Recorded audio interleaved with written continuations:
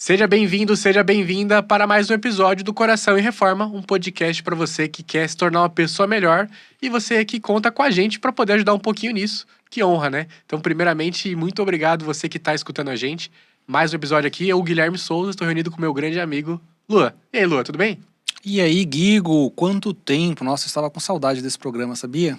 Espero que vocês que estão nos ouvindo também estejam com saudade, porque vocês moram no nosso coração. Bom dia, boa tarde, boa noite. Nós viemos aqui mais uma vez falar sobre uma mensagem reformadora, uma mensagem profunda, engrandecedora, com grandes convidados, ilustríssimos, eu diria. Hoje nós estamos aqui com duas pessoas, amigos antigos, eu diria, né? É isso, figuras que já estão presentes no nosso coração. Muito bom. Hoje nós convidamos para participar aqui do nosso podcast Felipe. Felipe tá com 37. Eu falei, rapaz, eu conheço o Felipe faz tempo, hein? Ele é paulista, bancário do mercado financeiro, espírita desde o nascimento, foi voluntário em algumas casas espíritas, principalmente nos trabalhos de mocidade e juventude. Atualmente, ele está ligado a um trabalho de comunicação. Adora experiências novas e lugares novos. É casado há 7 anos com um filho de quase 5, que tem sido a maior aventura de sua vida. Seja bem-vindo, Felipe. Obrigado, pessoal. Obrigado, Luan. Obrigado, Guilherme. Acho que essa pequena descrição aí me descreve muito bem e quis deixar bem destacada essa última parte aí, que é do meu filho. Uma aventura extremamente modificante. Que legal. Muito bom, muito bom. E junto com ele nós temos Filipe.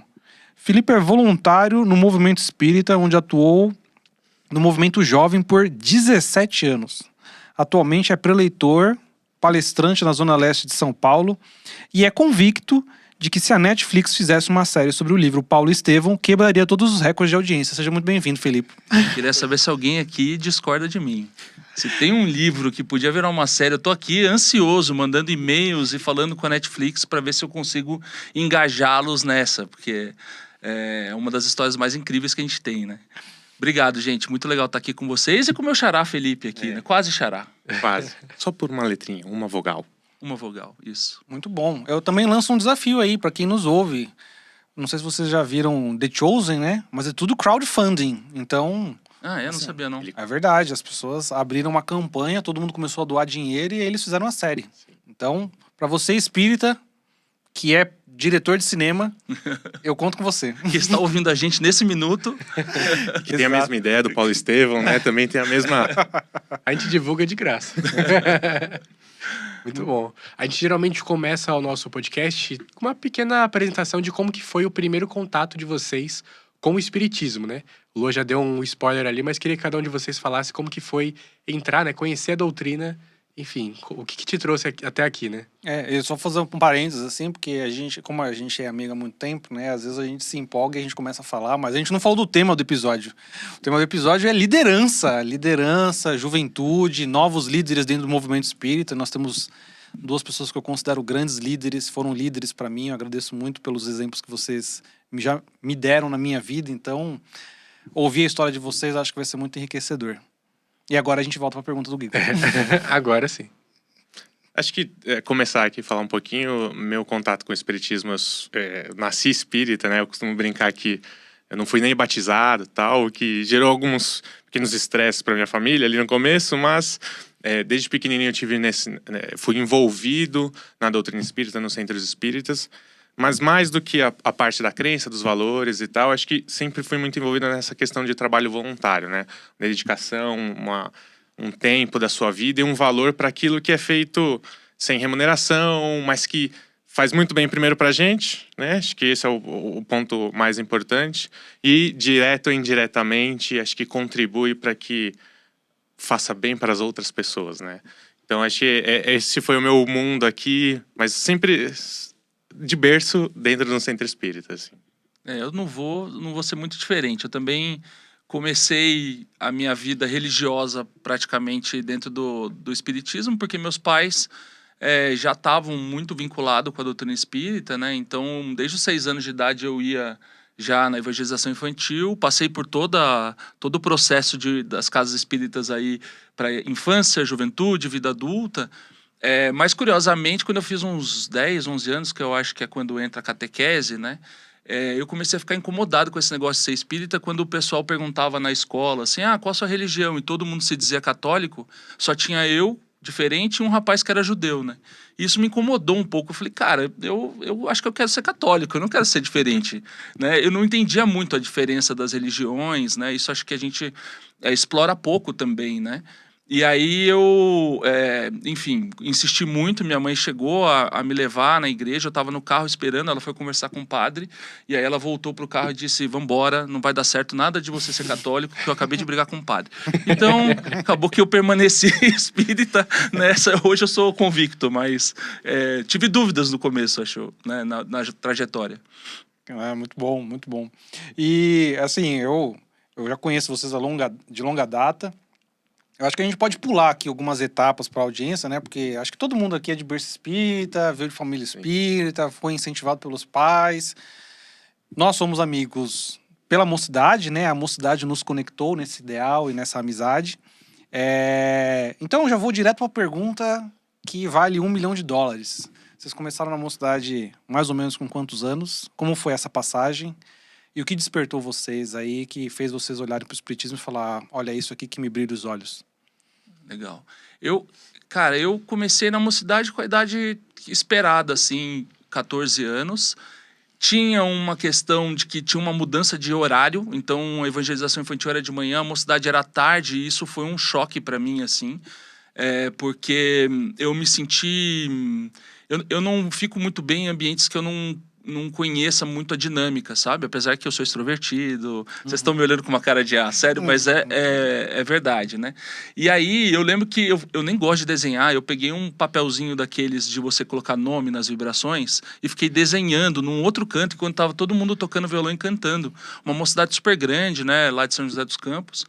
E aí isso você corta, né? Pula para 3 anos depois, cara, puxando musiquinha, grito de guerra da galera, indo pro encontro, né? Você vê que o poder de transformação que foi a mocidade ali, apesar de já ter muito da minha essência de personalidade, ser uma pessoa brincalhona, que gostava de estar junto com outras pessoas e tal, mas porque isso tinha um propósito maior também, que não era só o fato de estar num grupo, né? Era um grupo que trazia um significado para minha vida que era transformador e que me alçava para reflexões que eu não encontrava fora, né?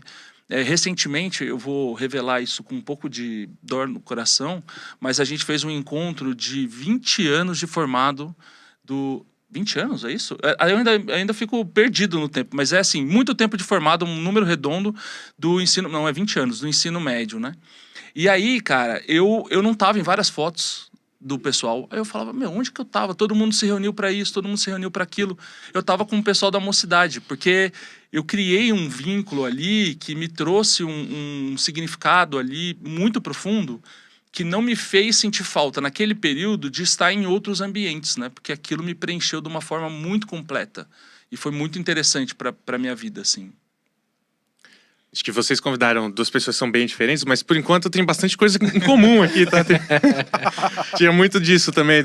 Eu ia na evangelização infantil de manhã, no sábado, o horário da mocidade era à tarde, e aí, putz, você já tinha... Eu ia com os meus pais, aí não, tinha que ir sozinho, de ônibus, já tinha toda uma mudança de estrutura, de se organizar.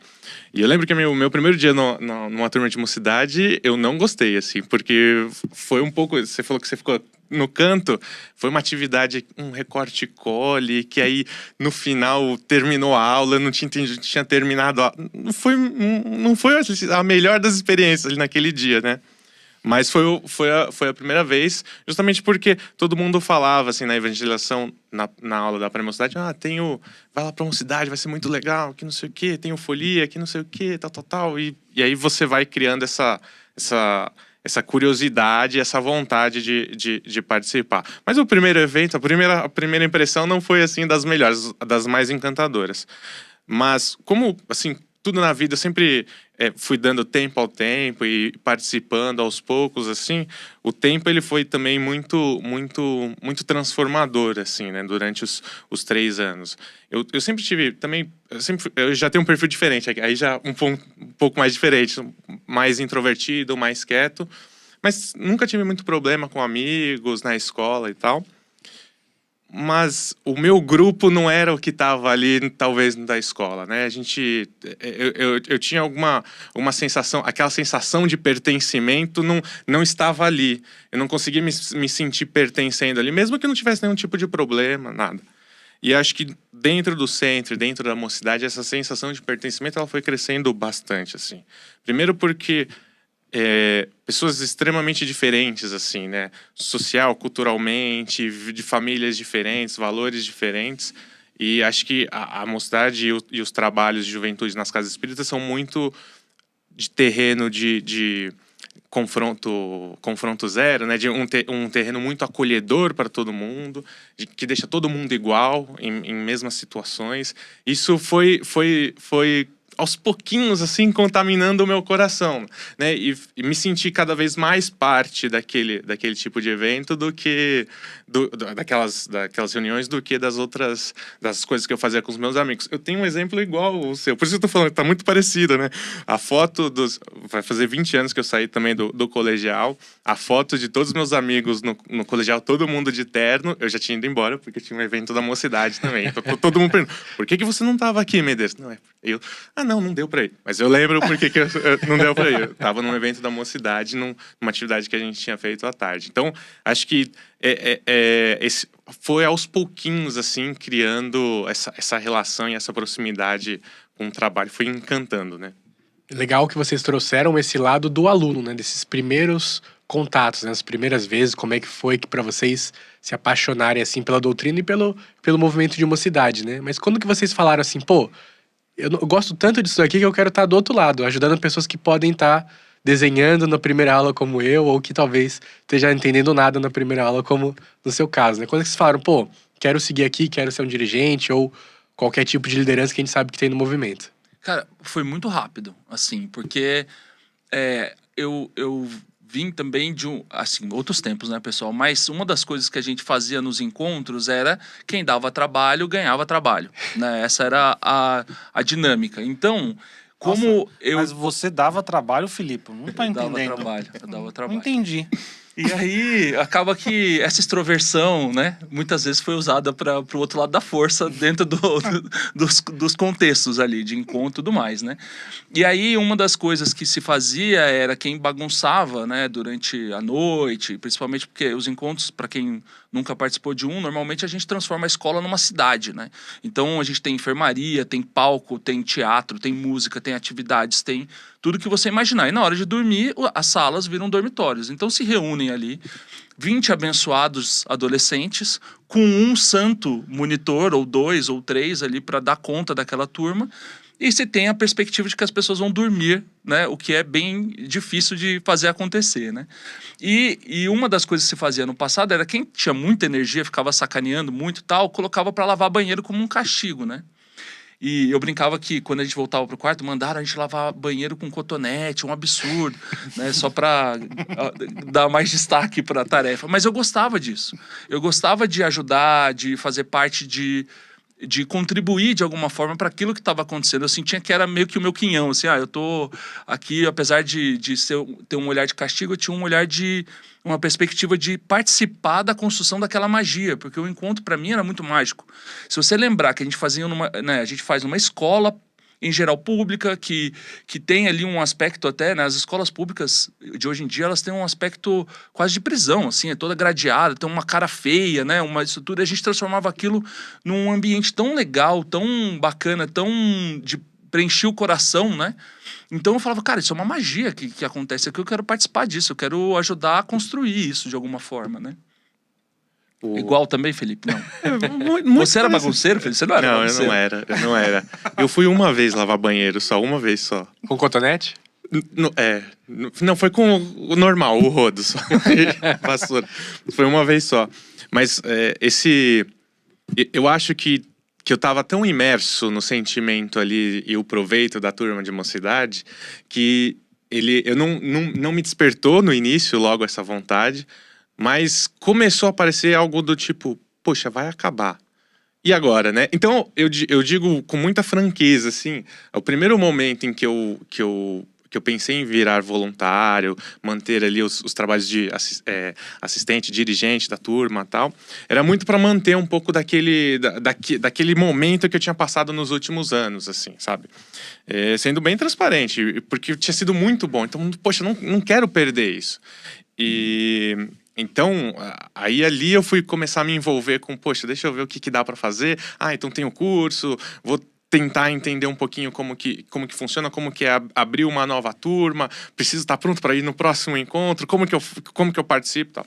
Então foi muito, esse primeiro movimento foi assim, não quero deixar morrer ou perder aquilo de bom que tinha passado.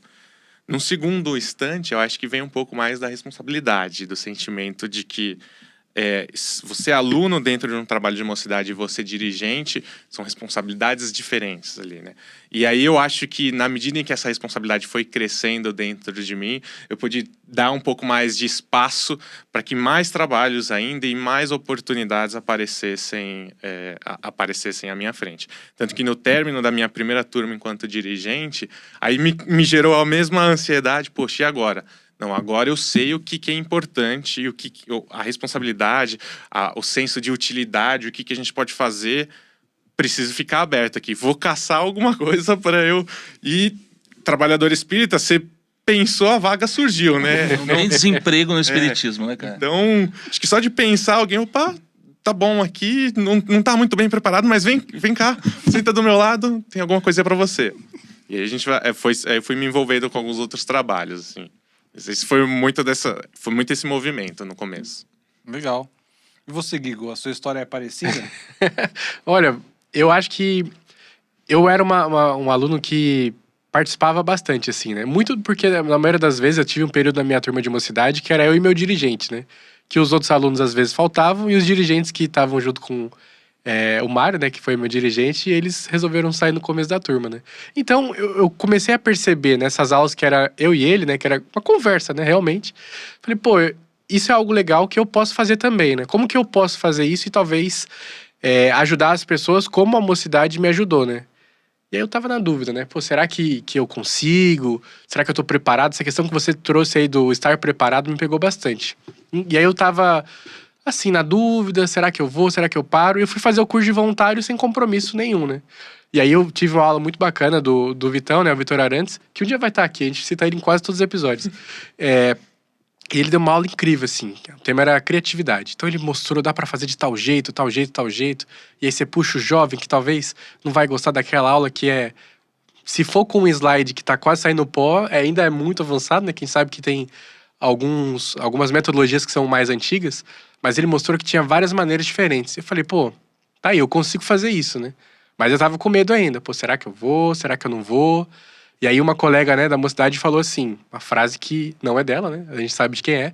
Falou que Deus não escolhe os preparados, né? Ele prepara os escolhidos. Eu falei, pô, como que eu vou discordar disso, né? E fui. E aí o resto é história, né? Eu tive minha turma de mocidade, depois coordenei a regional também, com muito prazer. E é legal saber que, pô, algo que me ajudou lá atrás, né? A atenção que meu dirigente teve comigo lá atrás, toda a ajuda e o suporte que ele me deu naquela época, eu pude tocar alguns corações da mesma forma também, né? Isso é uma coisa que eu tenho muito orgulho, assim, sou muito feliz por conta disso. E você, Luan, como é que foi que você sentiu esse despertar, esse chamado para se tornar uma liderança no movimento? Olha, eu até joguei a pergunta pro Guigo porque eu me identifiquei muito com a história de vocês também. Porque no meu caso, a evangelização infantil acontecia de sábado de manhã e a mocidade no domingo de manhã. Então mudava o dia também, toda essa mudança de rotina, etc. E aí, eu não sei como é que foi pra vocês, mas no meu centro era assim, tinha uma turminha de evangelização infantil e quando acabava o ano, subia toda a turminha junto. Então você subia com seus amigos. E aí eu não sei por que cargas d'água, eu subi 6 meses antes da minha turminha e eu fiquei sozinho. Então pra mim foi horrível, assim, foi traumático. Eu falei, não, eu quero voltar pra evangelização infantil. E eu consegui fazer isso, eu voltei pra evangelização, porque a sensação que eu tive foi, não tenho amigos aqui. E aí subi de novo, agora com a minha turma, cheguei lá já um pouquinho mais ambientado, eu também sempre fui um pouco mais introspectivo. E eu demorei para engrenar, né, no espiritismo de uma maneira geral, porque, enfim, tinha toda uma dinâmica familiar que eu não conseguia estar presente no centro com frequência.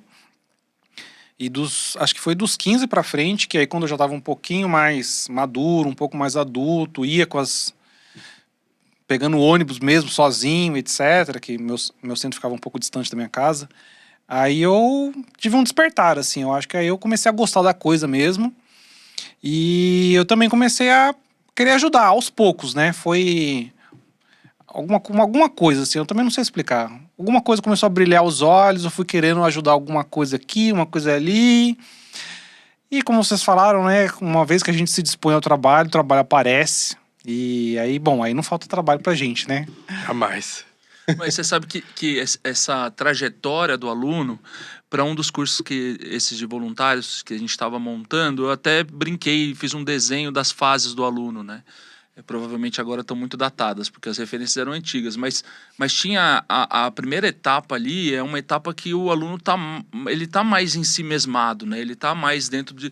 Se ele não tá vindo de uma turma já, é natural que ele fique um tempo. Tanto que eu conversava com os pais assim, cara, traz o seu filho pelo menos um mês. Faz um esforço com ele, porque é o tempo da gente começar a trabalhar essa magia aqui, ó, de que é um ambiente que ele vai poder ser ele mesmo e tal. Depois que eles ficam amigos, e tanto que na mocidade a gente tenta no começo fazer atividades que despertem a amizade, né? E aí depois isso vira um problema, na verdade, porque você fala, meu, eles são muito amigos, aí eles não prestam atenção no conteúdo, aí você fica desesperado, porque você tem uma aula para falar sobre, sei lá, ação e reação, e aí, como foi a semana, pessoal? O dirigente, eu sonhei, aí começa a falar de sonho, que não tem nada a ver, e leva para outro lugar. E aí depois eles entram numa fase que eu brinco que é Maísa, que eles perguntam tudo, absolutamente tudo, né? E fica essa grande loucura, e no final eu brinco que é a fase do Capitão Planeta, que quer salvar o mundo, o que a gente vai fazer, e coisas grandiosas, né? Então a mocidade ela vai também seguindo um certo fluxo ali, e endereçando o coração dos jovens, e isso vai tendo um certo caminho, né? Você vai vendo a transformação acontecer, apesar de ser individual, ela também vai acontecendo coletivamente. Então é natural que no final do processo, e quando a gente fez um censo há muitos anos atrás, a gente percebeu isso, assim, 90% dos jovens falavam, eu penso em ajudar de alguma forma, continuar ajudando quando terminar a mocidade, né? Esse chamamento é muito forte, né?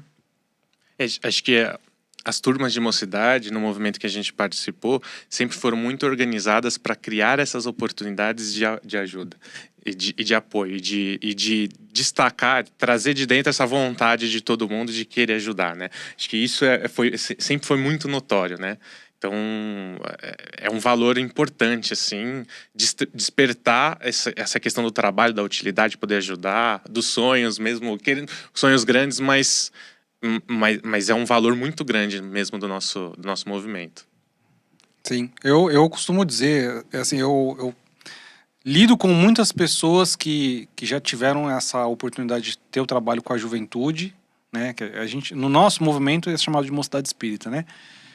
E todas as pessoas com quem eu converso que foram de mocidade, eles costumam dizer assim, quem foi de mocidade sempre vai ser de mocidade, porque a gente consegue entender esse sentimento de troca, de pertencimento que a gente teve quando a gente era mais novo, que muda um pouco, eu acho, quando a gente está um pouquinho mais velho, mas isso é natural, né? Mas é uma coisa muito única, assim. E é até difícil explicar isso para as pessoas, né? Conseguir passar isso, esse sentimento de pertencimento positivo que engrandece, que nos modifica, que nos transforma. Eu acho que uma boa parte disso vem porque a experiência é muito positiva do meio, né, dos nossos eventos, daquilo que a gente faz, mas eu também acho que nós temos líderes muito bons que passaram e que nos ensinam, e a gente vai passando o bastão e a cultura vai se mantendo. Antes da gente chegar nisso, eu queria que vocês tentassem passar um pouquinho desse sentimento do que a gente está falando aqui agora, né? Teve algum episódio, alguma história marcante, algo assim que vocês olham e falam assim, nossa, isso aqui foi importante na minha trajetória, porque me ensinou isso, isso e isso, ou me agregou, ou me ensinou, me transformou por algo. Pode ser uma pessoa, pode ser um encontro, pode ter sido um trabalho, alguma coisa assim? Tem um pouquinho, acho que é um pouquinho de tudo, assim. Mas na minha trajetória, mesmo após sendo um dirigente de mocidade ali, foi muito importante para mim. Mas eu diria que o meu trabalho voluntário foi o que veio depois, quando eu, ao terminar a turma de mocidade, me envolvi com um trabalho que envolvia várias turmas de mocidade. E à época a gente tinha um desafio, isso era lá para os idos de 2009, que nós faríamos um dos nossos eventos, um dos nossos encontros de carnaval em Minas Gerais. O que era um desafio muito grande para todo mundo sair de São Paulo. Você tinha uma série de coisas, de logística, de preparar todo mundo. Ao mesmo tempo, era o meu primeiro ano ali no trabalho. Então, eu também estava entendendo como que funcionava. Não estava preparado, então tudo era novo. Então, quando você não está preparado, tudo vira novidade, tudo vira novo ensinamento. E acho que vale a pena contar que é uma liderança de líderes já, né? Exato. Porque são os líderes regionais de uma cidade e aí tinha uma liderança nacional que fazia essa organização, né? E o desafio ali do contexto que eu vivi ali, eu era um dos líderes regionais, né? E eu vivi um pouco dessa conversa. O desafio era porque Minas Gerais tinha ali um movimento, mas a maior parte das mocidades ficavam aqui em São Paulo. Então, quase todo mundo tinha que fazer um deslocamento muito grande, né? Exato. Só para dar um pouquinho de detalhe para quem está nos ouvindo, a gente está falando de transportar mais ou menos uns 800, 900 jovens do estado de São Paulo até Minas Gerais para dormir 4 dias numa escola pública com banho e alimentação fornecida durante a época de carnaval. Exato. Então esse era o desafio. Esse era o grande desafio. Tudo isso sem faltar água, que era um problema comum que a gente vivia, né? Que a gente convivia bastante. E naquele primeiro ano era experiência completamente nova, era desafios profissionais muito grandes, desafios pessoais. Eu quebrei o braço, eu fiquei dois meses e meio de licença, recebendo pela Caixa. Então, aconteceu muita coisa, assim, muitas coisas ao mesmo tempo naquele ano específico. E a gente conseguiu, acho que o grande ponto do encontro, eu lembro que era o período do carnaval, segunda, terça e sábado, domingo, segunda e terça. Terça nós iríamos voltar. De segunda para terça, já estava dando tudo certo, né? Eu lembro de não ter dormido, por exemplo. E acordado e virei à noite, porque a gente tinha na dinâmica de organização muitas coisas a serem feitas. E contribuí ali, fui fazendo. Fiquei acordado, voltamos, aí todo mundo no ônibus. Eu lembro que, já viajando algumas horas, assim, eu sentei próximo ao motorista. E aí, a gente volta pela Fernão, né? Eu coloquei a cabeça, assim, pelo corredor e vendo a Fernão. E tava, de certa forma, meio naquele crepúsculo, assim, sabe? O sol caindo. E veio um turbilhão de emoções que tinha a ver muito com todo esse período de aprendizado do primeiro ano, com todo o desafio daquele evento em si, de coisas profissionais, pessoais. Ufa, pode descansar. Aí eu lembro que me encostei, aí finalmente eu dormi, né? Eu juro que na hora que você falou isso, eu não queria estragar a sua... Foi muito poético, mas eu achei que você tinha encostado no motorista. Tirado tava pertinho, sabe? Mas eu cheguei assim, ele tava um pouquinho mais pra frente, quase, né? Porque sabe aquelas posições que ficam na frente, assim, né? Porque você tava organizando, fazendo a lista das pessoas. Mas ali era também... Não foi aquele dia. Para mim foi uma construção de várias coisas que aconteceram, mas aquele ponto, aquele momento deu uma certeza de que, tipo, poxa, é isso que me faz bem, é isso que eu gosto, é isso que talvez eu consiga contribuir mais, melhor, me dá segurança das escolhas que foram feitas antes, das dificuldades que passaram e graças a Deus ficaram para trás. Pode descansar. Tem mais, mas pode descansar. Né? Então, acho que foi um momento muito especial ali, né? Naquele dia. A liderança no meio espírita, o jeito que você se sente contemplado é muito diferente de uma liderança formal, né? Porque é muito íntimo o sentimento de que você conseguiu realizar alguma coisa, né? E às vezes um momento mais solitário mesmo, assim, tipo, ufa, deu tudo certo. E muitas vezes a gente tá mais preocupado em, ufa, não foi na minha vez que eu estraguei tudo, né? Porque você fica com essa perspectiva de que tá vindo numa toada, né? São anos e anos, o movimento, todo mundo fazendo encontro, sempre deu certo. Aí na vez que você pega, você estraga o negócio. Então tem esse peso, né? A minha história é um pouco mais singela, assim. Muito próximo do início da minha trajetória como trabalhador. Eu estava num desses encontros de carnaval que acontecia lá em São José dos Campos, na época, só mencionar o nome aqui para quem Para quem participou, tem um quentinho no coração, chama Folha de Luz. E aí, eu tava começando a trabalhar e a gente tava nesse modo, vocês vão ver que o modus operandi do limpar banheiro como castigo ainda era vigente, né? E dessa vez eu estava do outro lado, eu estava selecionando os bagunceiros para limpar e arrumar a escola, já era o final do encontro, mas a gente pegou assim, esses caras que deram trabalho, vem aqui que vocês vão fazer um trabalhinho com a gente aqui mais chato, tal, que era justamente limpar banheiro. Eu tava limpando 2... com um grupo e deixei um outro grupo e eu fui vendo que eles não estavam muito afim, tava naquele bracinho curto, não queria fazer e tal, e eu fui ficando pistola, assim, né? E aí eu comecei a me alterar um pouco no jeito que eu tava cobrando, né? Trabalhador jovem ali. E aí tinha um cara, e eu sempre valorizei muito as lideranças, muito por me espelhar nelas, assim, de enxergar essas pessoas, pouco pelo que elas falavam, mas como elas agiam nas situações, né? E aí um cara do meu centro, que não era meu dirigente, me chamou, falou, Felipe, vem cá, rapidinho, cara. E ele me tirou da situação e falou, não, vem cá. Não, mas eu tava todo preocupado. Não, mas... Porque o final do encontro normalmente é uma grande loucura. Tá todo mundo correndo pra arrumar as coisas, deixar as coisas organizadas pra ir embora, né?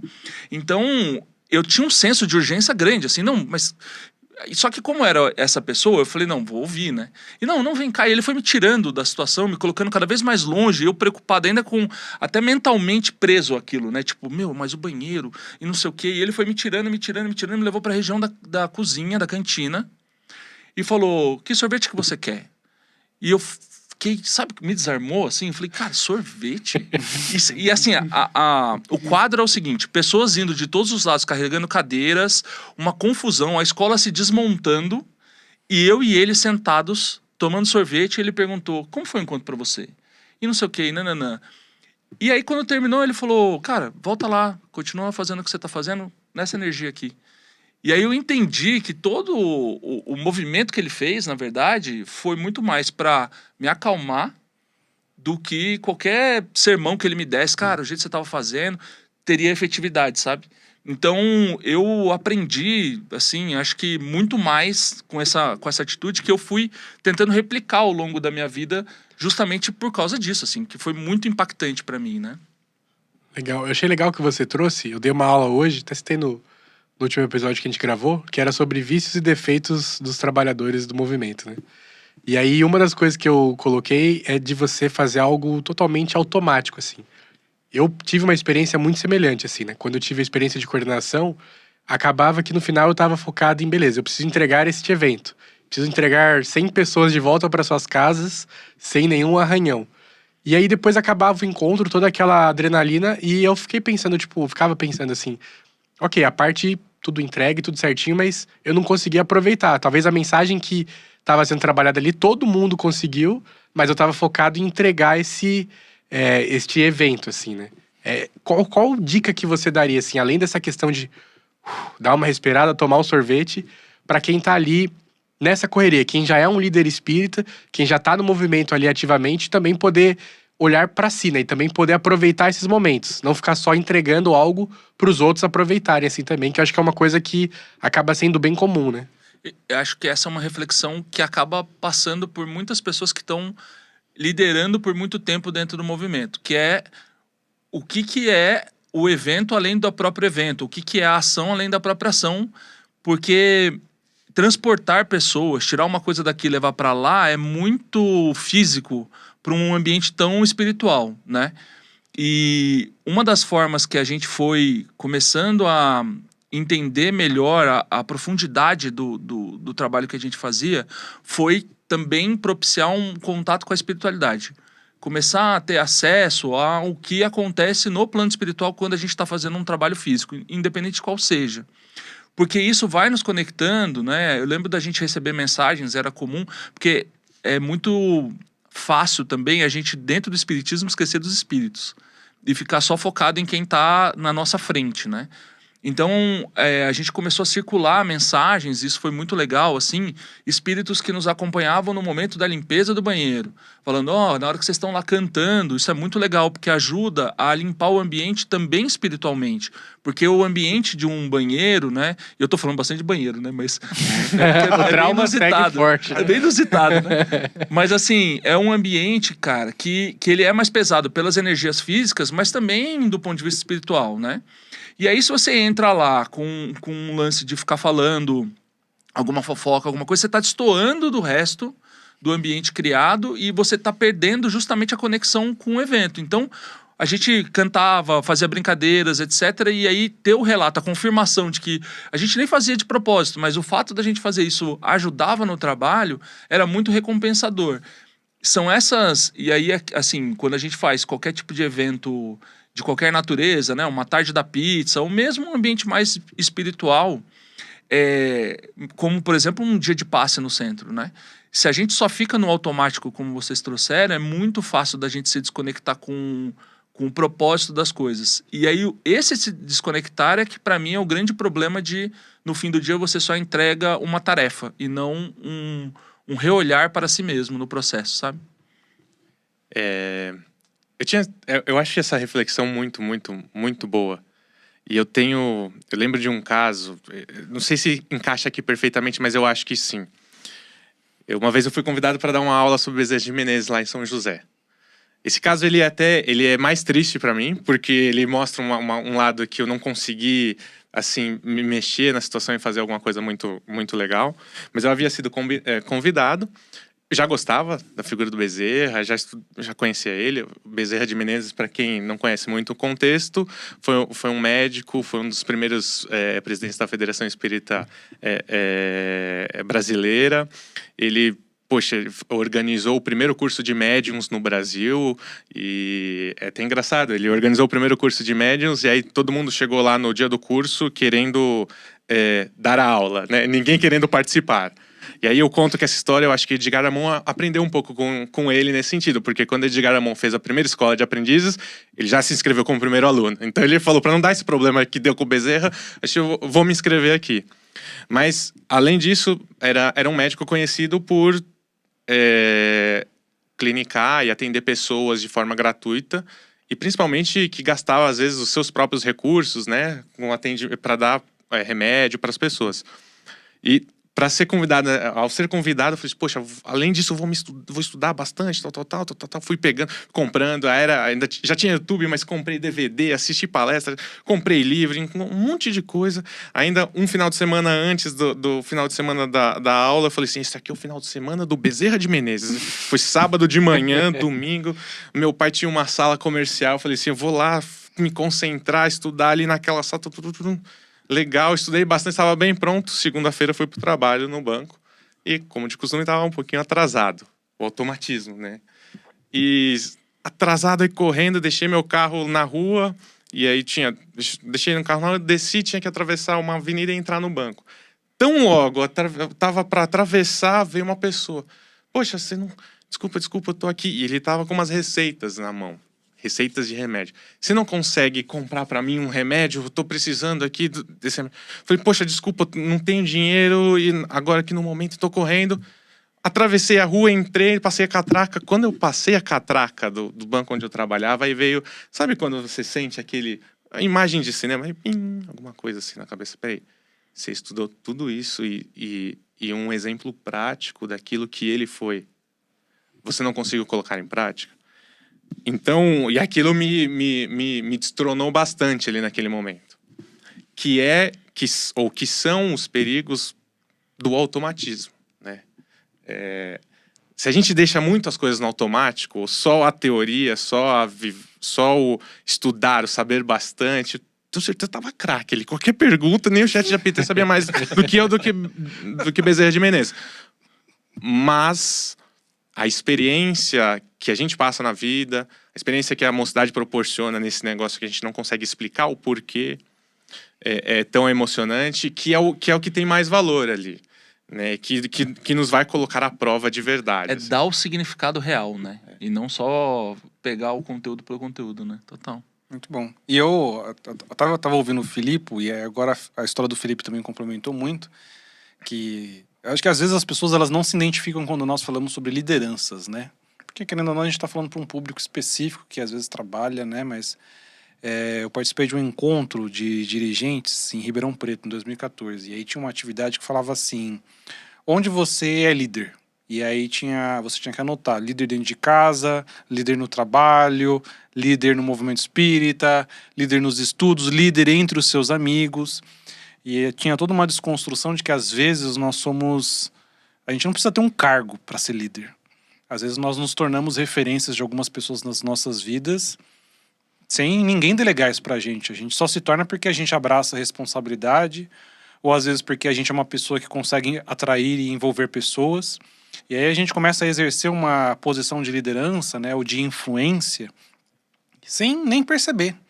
E aí, parando para pensar, todo mundo é líder de alguma forma, em algum momento, e todos nós temos um pouco essa responsabilidade de prestar atenção nas nossas ações, porque da mesma forma que a gente precisa se lembrar da espiritualidade nos nossos trabalhos espirituais, a gente também precisa se lembrar no nosso dia a dia, para que a gente não caia num automatismo das nossas ações diárias.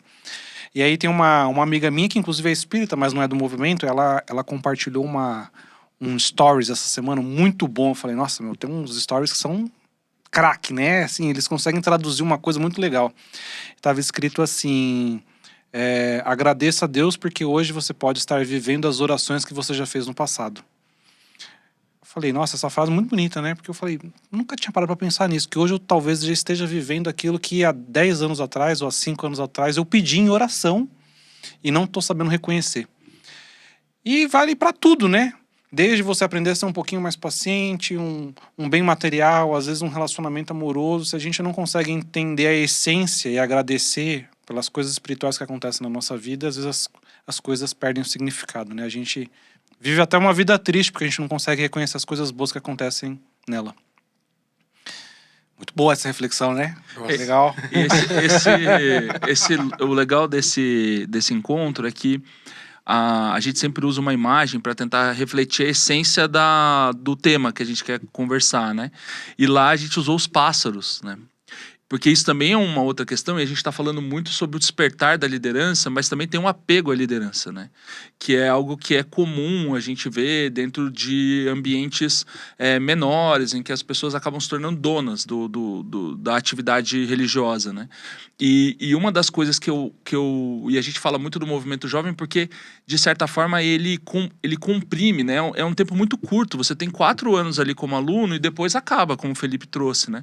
Então, os pássaros refletiam justamente isso, assim, eu estou liderando, mas também eu vou ser liderado e tá tudo bem, e isso faz parte do processo e é bom para todo mundo. Porque os pássaros, para quem não sabe, algumas espécies quando vão migrar, elas andam em V, sendo que um pássaro tá mais à frente, e esse pássaro que está mais à frente, ele está tomando uma carga maior de vento ali, tem que fazer um esforço maior.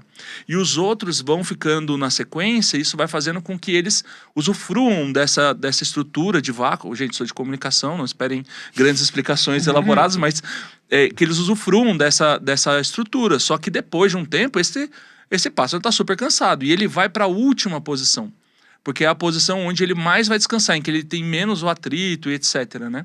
Então essa foi a ideia visual para a gente também pensar sobre como a gente prepara as próximas lideranças sem que isso vire quase que um castigo, né? Porque por muito tempo dentro do movimento também eu percebi que quando uma pessoa queria sair da liderança com um compromisso de minimamente deixar outra pessoa no lugar, era quase como um castigo, assim, um fardo. Agora você que vai ter que responder por tudo isso aqui, agora é problema seu, e que bom que você aceitou, tchau e bênção, e aí perde todo o propósito da coisa, né?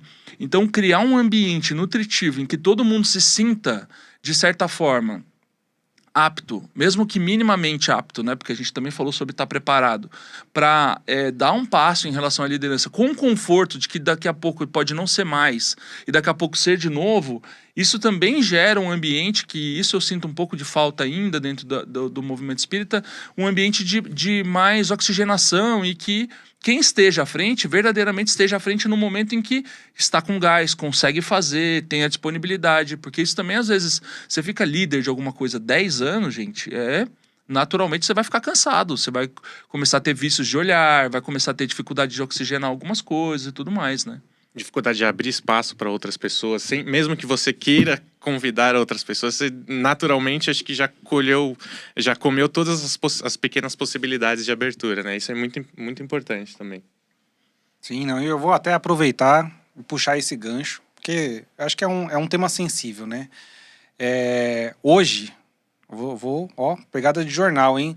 Desde o mundo corporativo até o meio espírita, as pessoas hoje têm dificuldades de encontrar lideranças, né? Então, dificuldades de encontrar pessoas boas que estejam disponíveis ao trabalho, que queiram se entregar a um propósito, que sejam responsáveis, que sabem falar com amorosidade, com cordialidade aos seus companheiros, de forma respeitosa. Tá em falta, assim, falando abertamente, não só no mundo espírita, mas no mundo corporativo. E eu sei que vocês também são pessoas assim que estão no mercado de trabalho, que já exerceram posições de liderança. Então, eu queria começar a puxar um assunto aqui sobre, assim, ok, é difícil a gente formar líderes, é difícil a gente achar pessoas para colocar nas nossas posições. Ou às vezes até treinar pessoas para que um dia elas cheguem numa posição de liderança. Então, como começa esse passo a passo, assim, para vocês, assim? Como é esse processo de treinar, de inspirar, de capacitar? Acho que tanto para a pessoa como para quem está ensinando. Sei. Essa é a pergunta de 1 milhão. Eu não sei, eu vou falar da minha experiência, da minha forma de enxergar.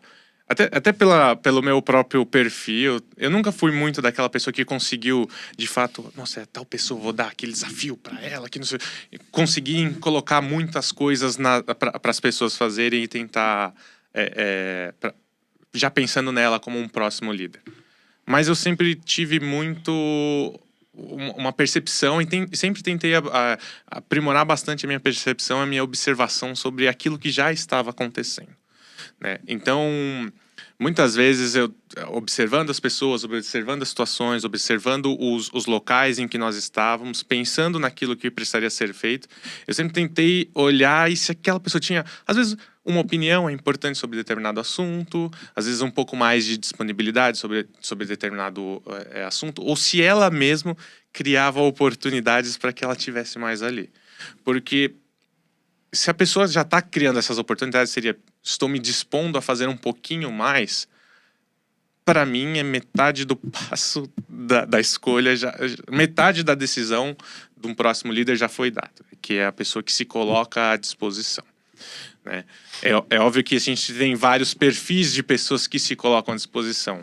E também sempre tentei, num processo ali de decisão, aquela que quer muito também aquilo, aí eu também ficava com um pouquinho a pulga atrás da orelha. Quem quer muito, muito, muito, talvez também tenha algum outro tipo de vontade ou de intenção por trás ali. Então sempre tentei ser um pouco mais observador das situações, né?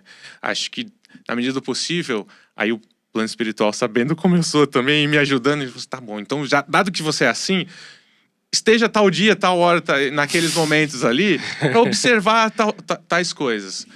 E acho que foi assim que eu fui identificando as pessoas para as quais eu sempre achei que tinham grandes capacidades, que já faziam mais coisas, que poderiam fazer mais e melhor, né, para algumas outras posições. Então, para mim, sempre foi observar muito atentamente aquelas pessoas que criavam as oportunidades para si própria de se colocar à disposição. Aí a decisão já ficava um pouquinho mais fácil, assim. Legal. Deixa eu só comentar rapidinho o que o Felipe falou, que eu achei interessante, assim, tentando traduzir aqui isso para ver se eu entendi bem. Tem pessoas que às vezes nunca se apresentam para o trabalho, nunca se disponibilizam.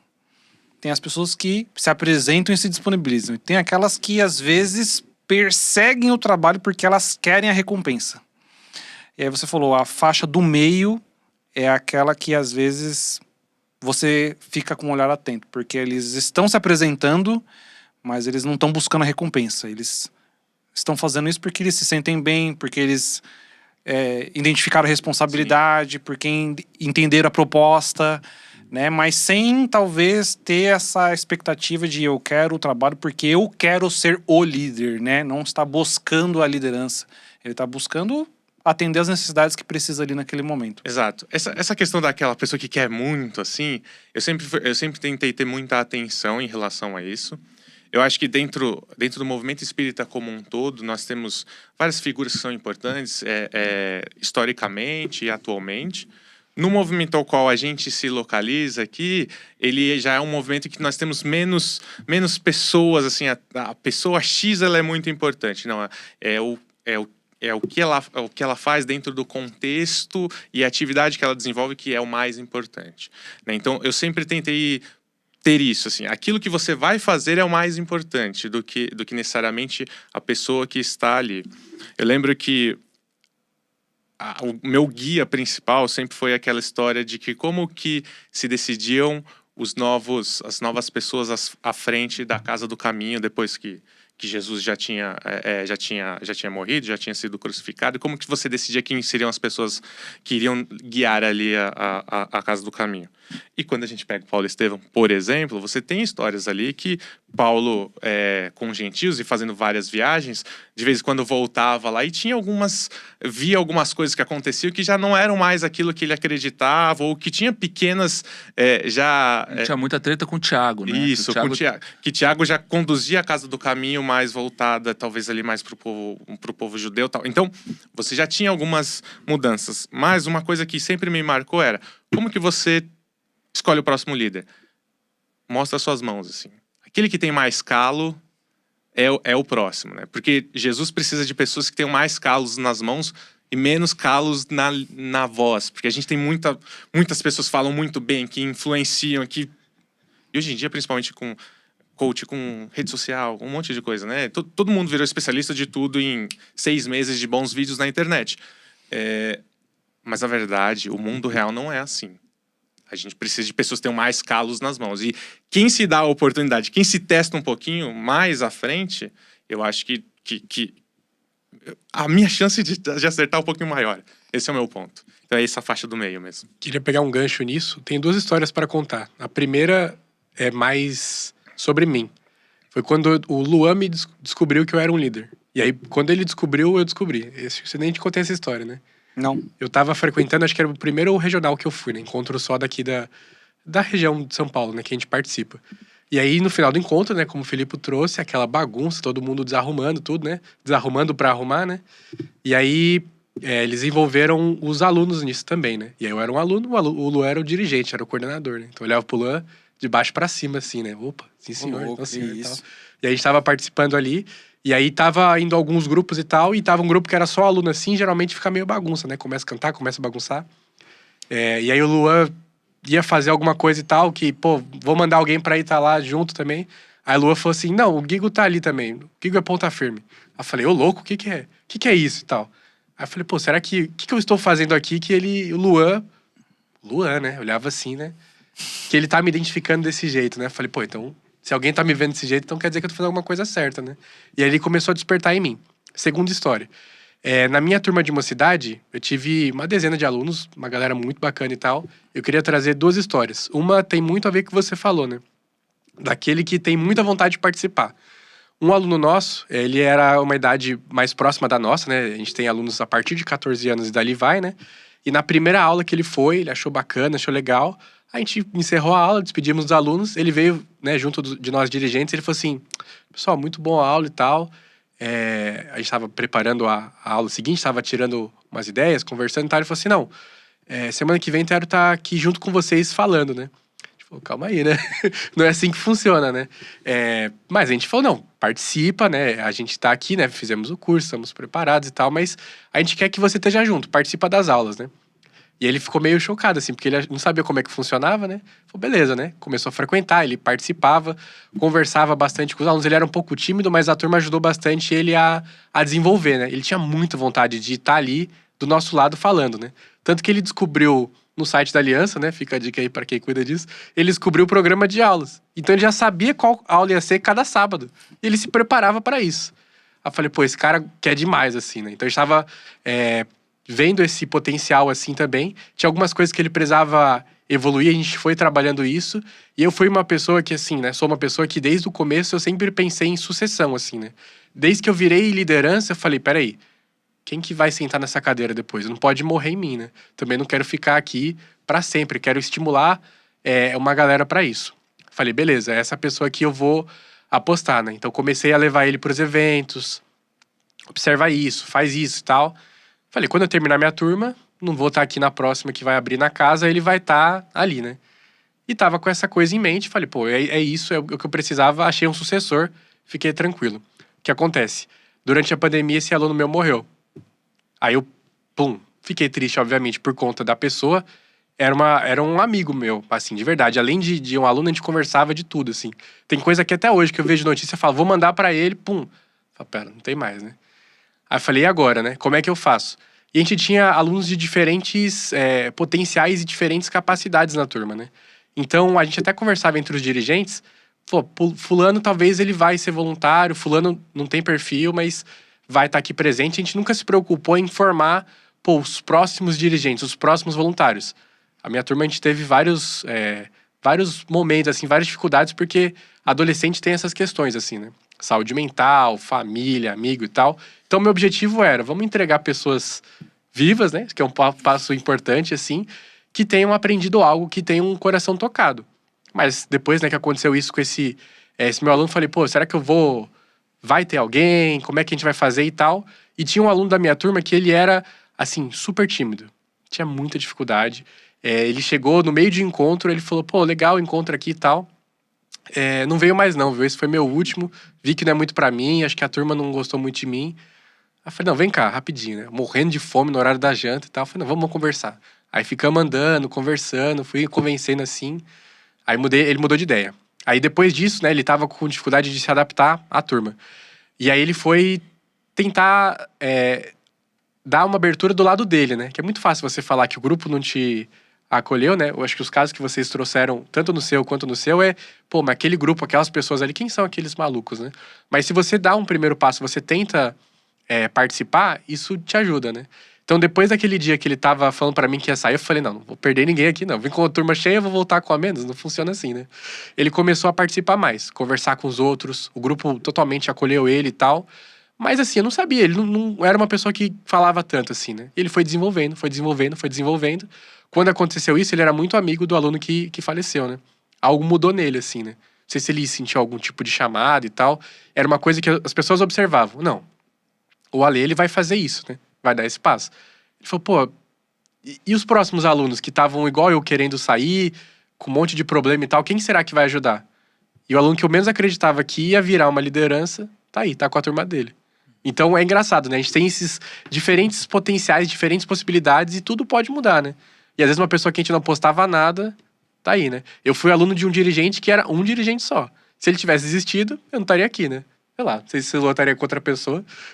Não sei se o Luan teria feito podcast, mas se ele tivesse desistido de mim lá, talvez não estaria aqui, né? Então acho que isso é legal, né?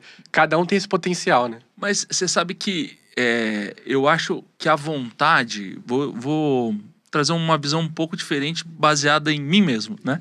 Acho que a vontade, ela é um passo importante, ela não é o ímpeto ele não deve ser o diferencial, né? Porque a gente consegue observar pessoas, e é muito interessante você estar tanto tempo no movimento como eu fiquei no movimento jovem, né?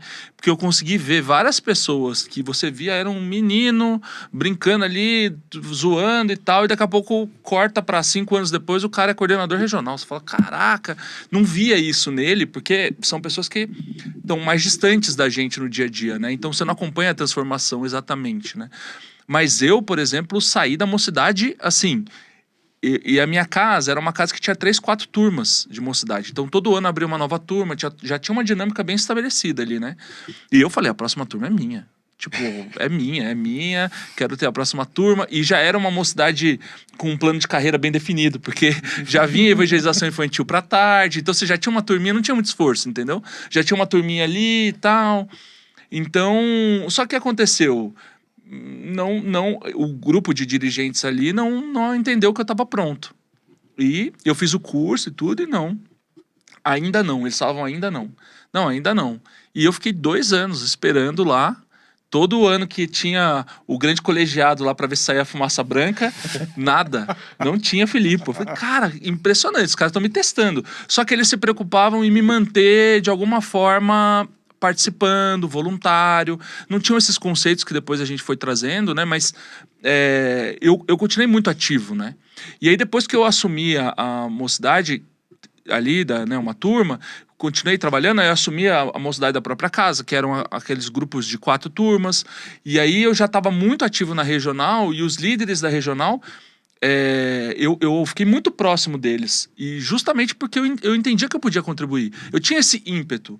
Só que o que acontece? Qual que é a diferença entre o Filipe que queria ser dirigente de mocidade, do Filipe que depois queria ser coordenador regional, e depois quis entrar na equipe que fazia toda essa gestão mais nacional, né? Era o entendimento da responsabilidade.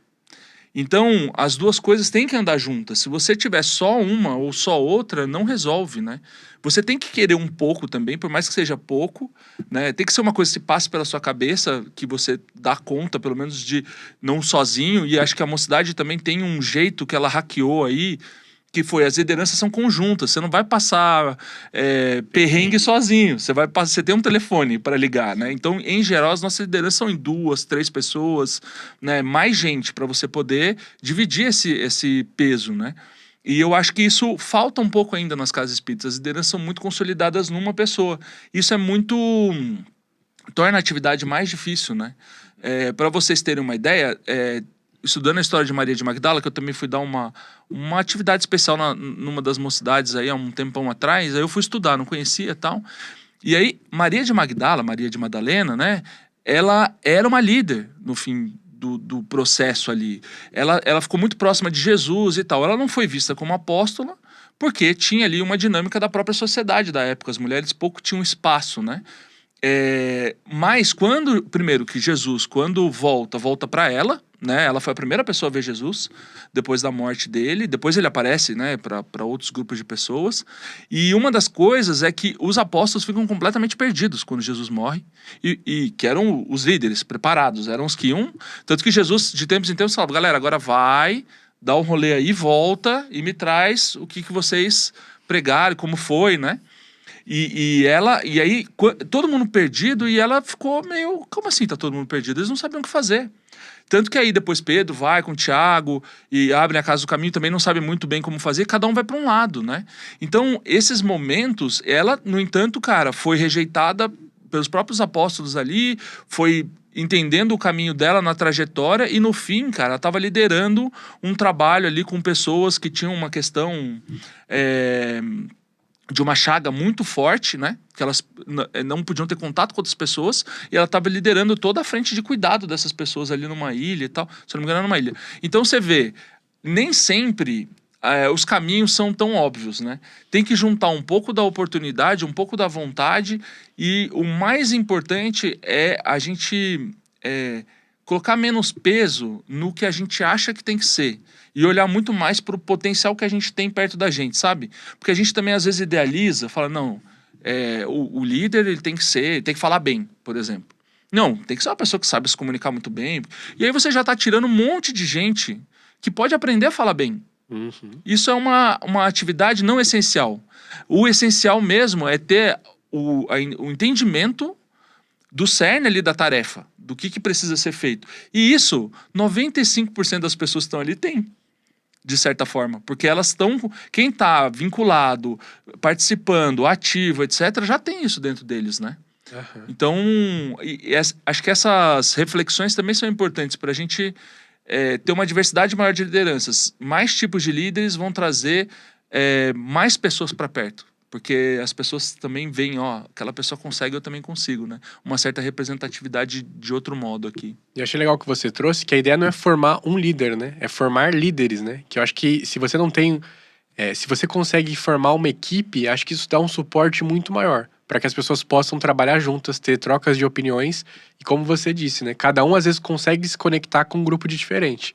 Na minha turma de mocidade, a gente era em 5 dirigentes. E aí cada um conseguia ter uma atividade que conseguia dar certo, conseguia falar com alguns alunos. Eu falei dos alunos que eu citei aqui, a gente brincava que cada dirigente tinha 2 alunos. Os meus eram esses 2. E a gente tinha uma intimidade, conseguia conversar e tudo mais. Então, preparar uma equipe, eu acho que isso é muito legal, assim. Porque não pode cair de novo no personalismo, né? Se aquela pessoa, aquele cara, não. Tem que ser um grupo, tem que ser algo que possa se manter, né? Uma tradição que possa se manter sem depender de apenas um, né? Sabe, pegando um gancho também, acho que uma coisa que a gente precisa observar nesse processo de escolha, decisão, é também olhar para as pessoas que estão ali e ver as potencialidades dela no sentido de amplificar essas potencialidades, assim. Porque senão a gente cai nessa do tipo, mas tal pessoa ou tal equipe ali não tem um bom comunicador, então a gente tem que... não tô falando que a gente não tem que mesclar, e principalmente equipes são são boas alternativas por causa disso. Mas dar valor às virtudes que já existem e amplificá-las, não só colocar as coisas que não tem e que precisam ser feitas, né? Mas esquece de fazer isso. Eu acho que isso é a principal diferença entre o meio corporativo e o meio do trabalho voluntário. Porque o meio corporativo, em geral, você já tem que estar na cadeira e já ser reconhecido como, este cara é um analista pleno. Nossa, ele é pleno? Ele não é sênior? Nossa, mas o que ele entrega e tal. Fica muito mais evidente que tem um problema ali. Não, esse cara tem que ser promovido, pelo amor de Deus.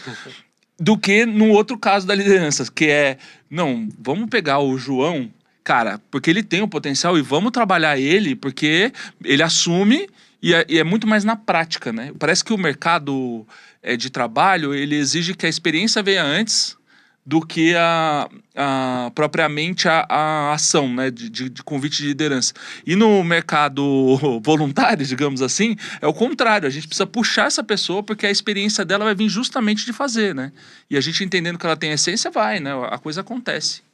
Com certeza. Acho que a questão da disponibilidade também, né? A pessoa estar ali, eu acho que é o primeiro passo, assim, né? Totalmente. Não tem como você confiar num líder, uma pessoa que não tem essa frequência, essa vontade de estar ali, né? Isso era uma coisa que a gente falava muito, porque também por conta da própria trajetória que eu fui tendo ali, de liderar, à medida que eu assumi uma outra tarefa, eu tinha que garantir que tinha um liderado, né? E quando a pessoa começava com alguns ICs, sabe assim? Não, eu assumo o trabalho, mas ele tem que... É presencial? Ou é home office?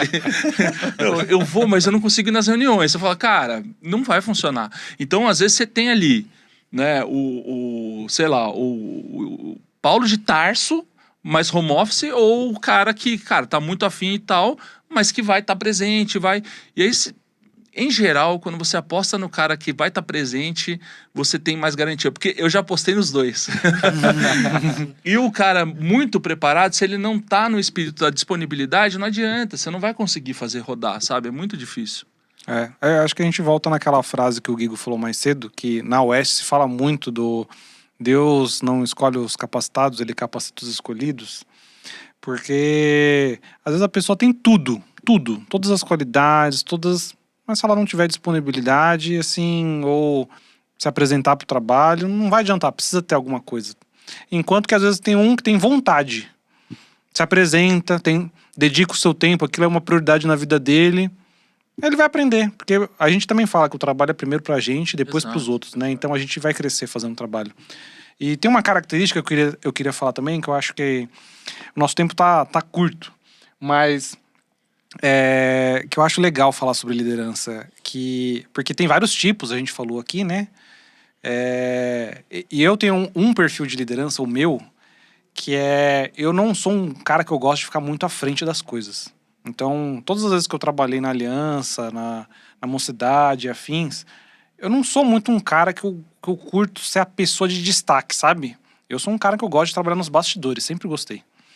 E aí uma vez eu fui num congresso de pedagogia, nada a ver, né? Tava num congresso de pedagogia, não sei o quê. Tá com tempo sobrando, hein? Quando eu era jovem. E aí tinha um cara lá falando assim, as bases da pedagogia moderna, né? E José Pacheco, eu acho o nome dele. E ele falou uma coisa que eu lembro até hoje, assim. Ele falou que para que você possa ensinar muito bem uma criança, tem outros 7 pilares. Não lembro de nenhum dos outros 7, mas eu lembrei desse. Ele falou, em um determinado momento, você precisa aprender a se omitir. Porque se você é líder 100% do tempo e você ocupa todos os espaços de trabalho e você não delega e não desafia quem está vindo depois de você vai morrer sozinho. Você vai ser um pinheiro muito alto que vai sugar a água de todas as raízes das árvores do lado, mas nenhuma árvore vai crescer junto com você.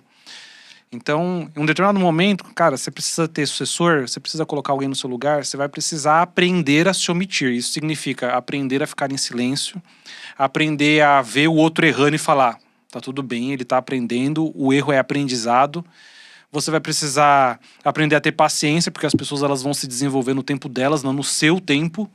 Então, assim, chega um determinado momento quando você adquire o máximo de experiência possível, não só no profissional, né? No espiritual também. Que, cara, você vai começar a precisar fazer o inverso. Em vez de você ser a pessoa que executa tudo, você vai precisar... essa pessoa tem potencial, eu vou colocar ela no lugar certo, no momento certo, e eu vou deixar ela aí. Porque é o caminho dela, é o aprendizado dela. E eu acho que no meio espírita, às vezes a gente tem uma dificuldade de fazer isso, né? Porque a gente tem o pensamento de que quanto mais experiência a gente adquire, melhor a gente vai ser um líder, porque melhor a gente vai executar uma coisa. E o nosso papel não é ser líder para sempre, né? E aí eu me lembro muito daquela passagem de Jesus, que inclusive tem na série The Chosen também, que eu gosto muito, que Jesus chama os apóstolos, ele reúne e ele fala assim, sei lá, no próximo 1 mês, vocês vão sair em duplas para visitar cidades, pregar tudo aquilo que eu ensinei para vocês, e vocês não vão levar uma bolsa com moedas, um pão, vocês vão levar Quase só... um Survivor o negócio. Exato, survival mode. Vocês só vão levar as sandálias dos pés e a túnica do corpo. E quando vocês chegarem na cidade, vocês vão pedir para alguém hospedar vocês. E vocês vão ficar na casa dessa pessoa. E ali vocês vão fundar uma base que talvez futuramente vire uma igreja. Cara, fala se isso não seria um reality show maravilhoso. Formando apóstolos. Né? Pega a galera, sai em dupla, valendo, uma câmera. Maravilhoso, cara. Cara, não, e é assim, eu olho e eu falo, cara, olha a sabedoria de Jesus. Porque Jesus sabia que ele não ia ficar muito tempo com a gente, né? Não, e quer explodir a cabeça?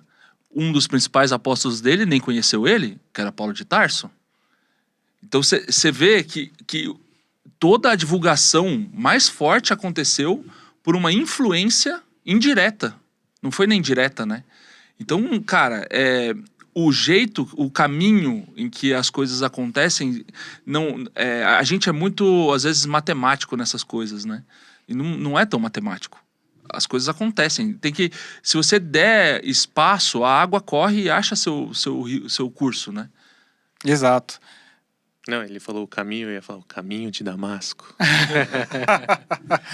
Pois é, não, assim, eu admiro muito isso, assim, que quando você vê a história de Jesus, você analisando o detalhe, né, você percebe que várias vezes, é que nem você falou, os discípulos eles eram meio perdidos, às vezes Jesus estava ensinando um negócio e eles falavam para Jesus assim, não, mas isso não significa isso, então... E aí Jesus, não, vocês não entenderam. Dá pra ouvir o barulhinho da mão na testa, assim, tipo, ai, mano, não. É isso. Exato, vocês convivem comigo, a gente, tipo, dorme todo mundo junto, come todo mundo junto, vocês não estão conseguindo entender, entendeu? Uma paciência. Exato, mas ainda assim, Jesus soube fazer isso assim, de falar, olha, eu vou ensinar até aqui, a partir desse ponto, os desafios são de vocês, e eu tô aqui atrás, mas ó, tô observando, tô dando apoio, vai lá, é com vocês. Muito bom. Muito bom. Eu acho que com essa reflexão, acho que a gente pode até ir concluindo nosso episódio. Eu acho que a discussão rendeu bastante. Fica a dica aí pra você que tá querendo formar um líder. Bota aqui pra escutar essas 4 mentes pensantes aqui, porque acho que rendeu bastante. Ficou bem legal a nossa conversa. Queria saber se vocês têm algum recado, alguma coisa pra poder direcionar pra nossa crescente audiência. Cara, eu tenho um recado. Eu tenho um podcast pra indicar. Este mesmo aqui. Gostei. Porque isso que vocês estão fazendo aqui não é trivial, sabe? É um esforço grande. Eu acompanhei bem pouco dos bastidores, conversei um pouco com o Luan um dia e ele me contou, eu peguei um pouco da divulgação, comecei a escutar, né? E o que vocês estão fazendo aqui não é trivial, sabe? Tem um esforço grande que os meninos estão fazendo para fazer isso daqui acontecer e já tá dando frutos muito legais. Então, eu vou convidar você que está em casa agora para você pegar um episódio, e aí acho que a beleza do podcast é você encontrar o episódio para a pessoa. E indicar um episódio, mas não indica exatamente esse se não fizer sentido para a pessoa. Indica com carinho, pensando numa curadoria mesmo. Ó, esse episódio é muito legal, vai abrir o coração de fulano, de Beltrano. Porque uma das maiores formas da gente apoiar é justamente a gente indicar, a indicação boca a boca, né? Eu não falei da minha vida profissional aqui, mas eu sou do marketing.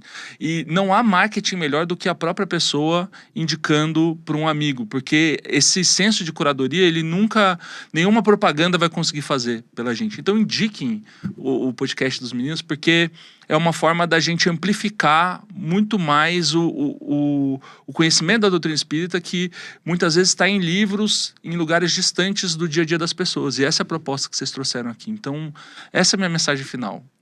Eu gostei, indicou a gente, eu gostei. Aprovado. Vai, Felipe, você tem que fazer melhor agora. Difícil, né? Porque o Felipe, ele inverteu aqui uma cabeça pensante do marketing aqui, muito boa.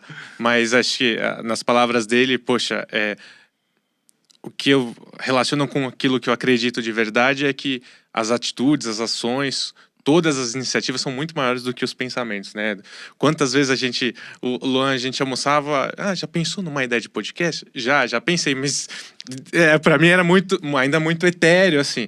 E a materialização disso, que nesse podcast que vocês têm feito aqui há alguns meses, há algum tempo, é uma iniciativa muito legal, e parabéns também. Obrigado pelo convite. Então, acho que corroboro completamente essa indicação aqui do Filipe. Tem episódios diferentes ali, os iniciais, o último com o Antônio Carlos Braga falando de Setembro Amarelo, o último que está publicado, né? Poxa, são assuntos muito interessantes e muito, muito vivos para quem se liga com o espiritismo e se liga com essas coisas que tocam mais o coração, mesmo quando a gente não fala tanto de espiritismo, sendo um pouquinho até mais religioso aqui. Mas acho que essa minha mensagem eu corroboro completamente. E, de novo, obrigado pelo convite. Espero que todo mundo tenha gostado dessa conversa. Liderança é um assunto muito, muito importante. Ele é sempre vivo. A liderança na figura de Jesus. Particularmente, eu gosto muito da figura de João Batista.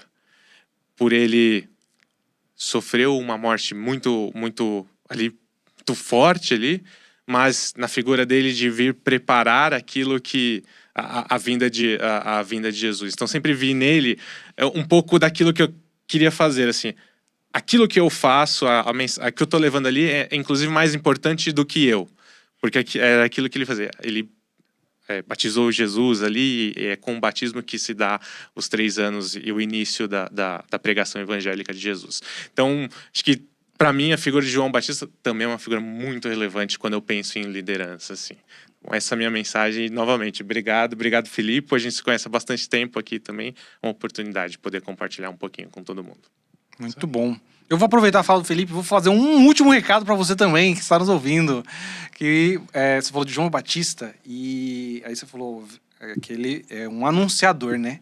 E aí, basicamente, ele veio para formar um líder que seria ainda maior do que ele. E tem um livro evangélico chamado Formador de Heróis, que é, da igreja evangélica. Então o pessoal da teologia estudou como formar líderes espirituais, e ele fala um pouco isso, assim, de que o verdadeiro líder que trabalha pela causa é aquele que ele sempre vai ter interesse em formar um líder ainda maior do que ele mesmo, porque aí ele sabe que a causa vai chegar ainda mais longe. Eu gostei muito, então fica a indicação desse livro, porque é muito bom. Eu gostei, ele é destinado para igrejas, mas assim, 100% da linguagem é perfeitamente adaptável pro movimento espírita, assim. Para mim foi engrandecedor. Então, fica a recomendação. É isso. Eu não tenho nenhum recado, na verdade eu tenho. Siga a gente nas redes sociais, Coração em Reforma Pod. Estamos no Instagram, estamos no TikTok, estamos no YouTube. Nos siga, se inscreva, comente. O seu comentário ele é muito importante pra gente. A gente gosta de imaginar o Coração em Reforma como um podcast colaborativo. A gente fala aqui dessa mesa, você fala aí da sua casa, a gente lê todos os comentários, a gente discute o que vocês estão falando lá. Então, comenta. Isso é muito importante pra gente. E manda esse episódio pra alguém que você acha que tá precisando escutar essa mensagem. Eu acho que é uma questão muito importante. Sempre foi uma preocupação minha. Onde estão os novos líderes do movimento espírita? Eu tenho certeza que você aí na sua casa, no seu centro espírita, está pensando em alguém que é especial para você, que pode seguir esse caminho. Então, indica para essa pessoa. Acho que isso vai ser bem bacana. E aproveita, ó, último recado. Avalie a gente do Spotify. Isso ajuda a gente a ficar cada vez mais relevante para a plataforma. Mais pessoas vão escutar a gente, mais novos líderes vão aparecer também. Fechou, gente? Muito obrigado e até a próxima.